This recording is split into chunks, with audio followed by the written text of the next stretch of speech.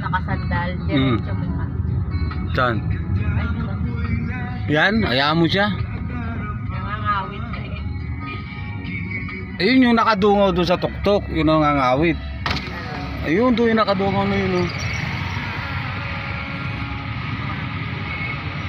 Hindi, ayos lang. Ayos lang. Saan mo na, hayaan mo na.